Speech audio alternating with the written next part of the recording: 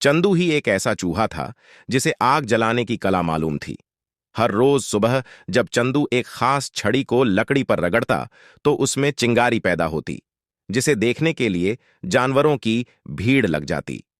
जब आग जल रही होती तो वह उसमें से अपने दोस्तों को देता, जिससे वे अपना भोजन बना सकें।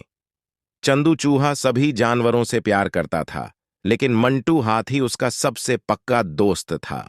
यूं तो मंटू हाथी और चंदू चूहा पड़ोसी थे, लेकिन स्वभाव से दोनों बिल्कुल अलग। चंदू चूहा कभी काम करना बंद नहीं करता था।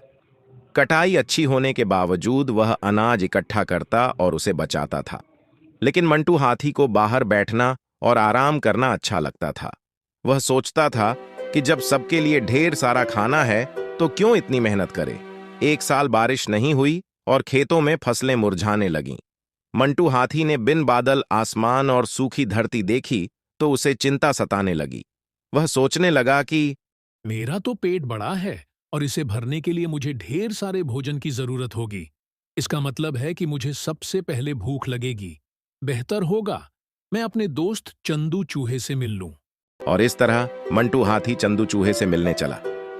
इस बार तो खेत सूखे हैं, मंटू हाथी ने कहा।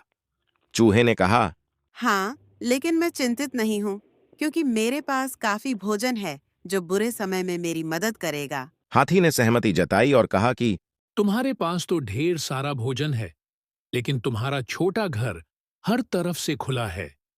क्या तुम्हें चोरों से डर नहीं लगता? मेरी बात मानो और अपने भोजन को मेरे घर पर रख दो, क्योंकि मेरे घर में एक दरवाजा और मजबूत दीवारें हैं। चंदू चूहे ने इस बारे में काफी सोचा। उसने कहा, तुम मेरे पक्के दोस्त हो और मुझे तुम पर पूरा यकीन है। मेरा भोजन रख लो और इसकी देखभाल करो। जब मुझे जरूरत होगी, मैं आऊंगा और तुमसे ले लूंगा। तुम किसी चीज की फिक्र मत करो। हफ्तों बाद जब जमीन सूखकर पक्की हो गई और वहां अनाज का एक भी दाना नहीं मिला, तब चंदू चूहा अपने पड़ोसी मित्र मंटू हाथी के घर गया। चंदू चूहे ने कहा, तुमने मेरा जो अनाज रखा था, मैं वो वापस लेने आया हूँ। हाथी ने बड़े रुखेपन से कहा, तुम्हारा पेट तो छोटा है, तुम्हें ज्यादा भोजन की क्या जरूरत? अब दूर हटो और मुझे अकेला छोड़ दो। चंदू चूहा गहरे सदमे में था और उसे अपने कानों पर भरोसा नहीं हुआ। कौन सा दोस्त ऐसा करता है? चंदू चिल्लाया और गांव छोड़ने का फैसला किया। अगले दिन हमेशा की तरह दूसरे जानवर चूहे के घर आए। सबको खाना पकाने के लिए आग की जरूरत थी, लेकिन चंदू चूहा कहीं नहीं मिला। जानवरों ने मंटू हाथी से पूछा, तुम्हें पता है चंदू चूहा कहाँ है? लेकिन उसने नहीं में सिर हिलाया और खिसक गया। वह ऐसे क्यों गायब हो गया? लगता है हाथी और चूहे में लड़ाई हो गई है। पर चूहे में एक छुपी हुई शक्ति है, आग की शक्ति। वह वापस आ सकता है और दुश्मन के घर को जला सकता है। मंटू हाथी डरा हुआ था। मंटू हाथी रोते हुए बोला, तुम सबको यहाँ रुकना पड़ेगा और मेरे घर को बचाने में मेरी मदद करनी होगी। तुम किस लिए परेशान हो? तुम तो चंदू चूहे के पक्के मित्र हो। हाथी ने शर्म से अपना सिर झुका लिया। मैंने चंदू चूहे का भोजन चुरा लिया था और अब मुझे डर लग रहा है। तुम सबको मेरी मदद करनी होगी। जानवरों ने दूर से ही हाथ खींच लिया और गुस्से में कहा कि अब खुद के दम पर ही रहो। मंटू हाथी फिर चिंटू शेर से मिलने गया। उसने सोचा कि चिंटू शेर बड़ा और ताकतवर है, वह किसी से नहीं डरता, वह मेरी मदद जरूर करेगा। लेकिन शेर ने साफ मना कर दिया और हाथी को दूर भगा दिया।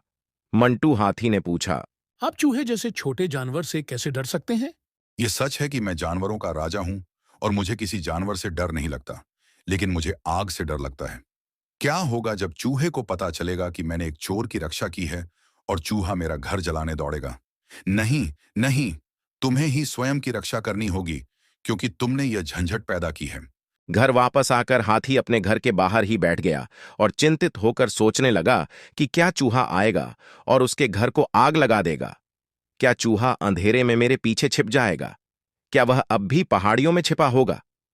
हाथी ने निगरानी के लिए एक पेड़ पर चढ़ने का फैसला किया। वह इंतजार करता, देखता और फिर इंतजार करता। आधी रात तक वह जाग नहीं सका और वह जल्दी ही सो गया। उसने एक सपना देखा। उसने देखा कि चंदू, चूहा और उसके दोस्त मशालों के साथ उसका पीछा कर रहे हैं। हाथी अपने पीछे आग की लपटों की गर्मी महसूस कर रहा था। अचानक हाथी को झटका लगा और वह बुरी तरह जमीन पर गिरकर चोटिल हो गया। जब उसने खड़े होने की कोशिश की तो उसके पैर में भीषण दर्द महसूस हुआ। जब सुबह हुई तो हाथी को अस्पताल में भर्ती होना पड़ा, जहां डॉक्टरों ने उसकी जांच की और इलाज किया। उन्होंने उसके घावों और चोटों पर मरहम पट्टी की और उसे टिटेनस का इंजेक्शन लगाया। उसके टूटे हुए पैरों के चारों ओर एक बड़ी पट्टी लपेट दी गई। हाथी घर लौट आया, लेकिन वह बिल्कुल अकेला हो गया। पैरों में दर्द होने के कारण वह सो भी नहीं सका। सबसे बुरा तो यह था कि उसने अपने सबसे अच्छे दोस्त चंदू चूहे को खो दिया था। मुझे चंदू चूहे को ढूंढना है और उसे माफी मांगकर बताना है कि मुझे कितना पछतावा है, भले ही वह मुझसे बहुत नाराज हो। फिर क्या था, मंटू हाथी ने अपने दोस्त को खोजना शुरू किया। उसने उसे हर गुफा में और सभी पहाड़ियों के पीछे देखा, यहां तक कि उसने हर छोटे पैरों के निशान का पीछा किया। चंदू चंदू, वह बार बार पुकारता गया, लेकिन कोई जवाब नहीं आया। इस बीच चंदू चूहा अपना खाली पेट लिए बिल्कुल अकेला हो गया और वापस घर की ओर रवाना हो गया। अन्य जानवर उसे देखकर रोमांचित हो गए। यह तो चंदू चूहा है, सब जानवर चिल्लाए। अब हमारे पास फिर से आग होगी, सबने सोचा, और सब उससे मिलने के लिए दौड़े। चंदू ने पूछा, लेकिन हाथी कहाँ है? हाथी ने गांव छोड़ दिया है, क्योंकि कोई भी उसके घर की रखवाली करने को तैयार नहीं था। चंदू चुपचाप अंदर गया और अनाज के बोरे वापस ले आया। हफ्तों बाद गांव में मंटू हाथी आया। वह बहुत भूखा और थका हुआ था। वह काफी समय से चंदू चूहे की खोज में पूरा देश घूम रहा था। मेंढक ने मंटू हाथी को बताया कि चूहा तो बहुत पहले ही घर वापस आ गया था और उसने अपनी अनाज की बोरियां भी वापस ले लीं। मंटू हाथी ने हिम्मत जुटाई और अपने दोस्त चंदू चूहे से मिलने चल दिया। मैंने जो किया उसके लिए मुझे अफसोस है, मुझे माफ कर दो, मैं गलत था। उम्मीद है कि तुम मुझे माफ कर दोगे ना। चंदू चूहे ने मंटू हाथी की आंख में आंख डालकर देखा और कहा, बुरे समय में भी अच्छे दोस्त केवल खुद के बारे में नहीं सोचते हैं। मंटू हाथी ने सिर हिला दिया और बोला, मुझे पता है। चंदू ने उसे माफ कर दिया और सभी जानवर उनके साथ मिलकर खुशियां मनाने लगे। जानवरों की दुनिया एक बार फिर से खुशहाल हो गई।